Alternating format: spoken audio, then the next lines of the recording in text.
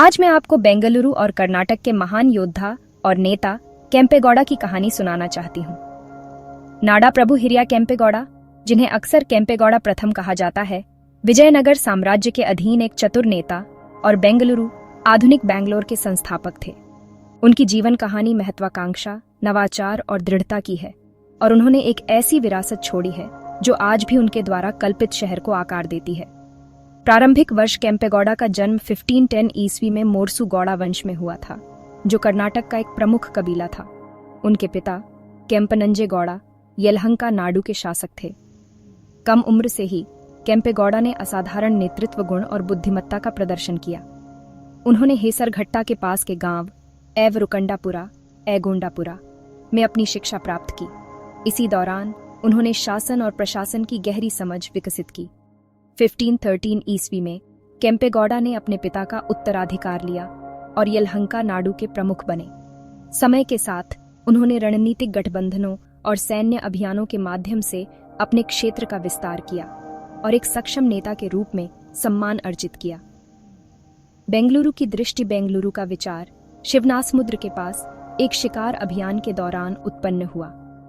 अपने मंत्री वीरन्ना और सलाहकार गिड्डे गौड़ा के साथ केम्पेगौड़ा ने एक अच्छी तरह से नियोजित शहर की कल्पना की, जिसमें एक किला, जलाशय, टैंक, मंदिर, बाजार और विभिन्न व्यवसायों के लोगों के लिए आवासीय क्षेत्र हों।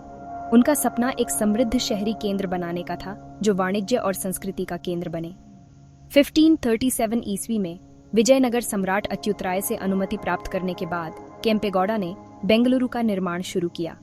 उन्होंने बेंगलुरु किला बनाया और अपनी राजधानी को येलहंका से नवस्थापित बेंगलुरु पेटे में स्थानांतरित कर दिया।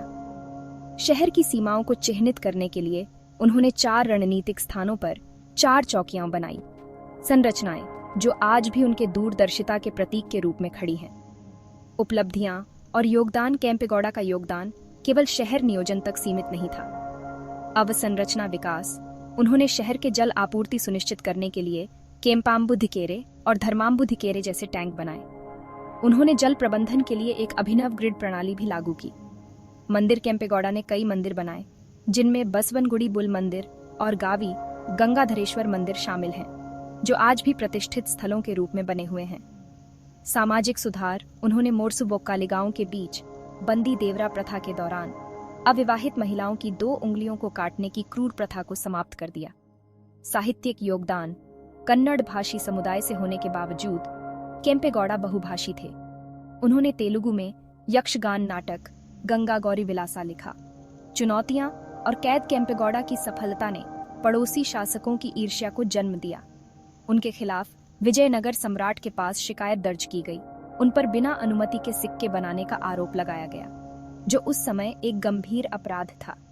परिणाम स्वरूप उन्हें 5 वर्षों के लिए कैद कर लिया गया और उनके क्षेत्रों को जब्त कर लिया गया। रिहाई के बाद सम्राट ने केम्पेगौड़ा की भूमि को बहाल कर दिया और यहाँ तक कि उन्हें उलसूर और बनवारा जैसे अतिरिक्त क्षेत्र भी प्रदान किए।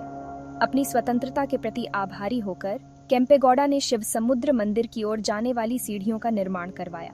विरासत, केम्पेगौड़ा ने 56 वर्षों तक शासन किया और 1569 ईस्वी में उनका निधन हो गया। उनकी दृष्टि ने आधुनिक बेंगलुरु की नींव रखी, एक शहर जो भारत के सबसे बड़े शहरी केंद्रों में से एक वैश्विक प्रौद्योगिकी केंद्र में विकसित हो गया है।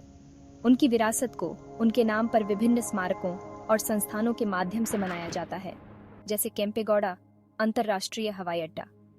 2022 में बेंगलुरु अंतर्राष्ट्रीय हवाई अड्डे के पास केम्पेगौड़ा की 108 फुट ऊंची कांस्य प्रतिमा का अनावरण किया गया, ताकि उनके योगदान का सम्मान किया जा सके। केम्पेगौड़ा की कहानी दृढ़ संकल्प और नवाचार की कहानी है, इस बात का प्रमाण कि कैसे एक नेता की दृष्टि पूरे क्षेत्र को बदल सकती है। आज बेंगलुरु उनके सपने को जीवंत श्रद्धांजलि के रूप में खड़ा है, जो सभी निवासियों के लिए विकास और समृद्धि को बढ़ावा देता है।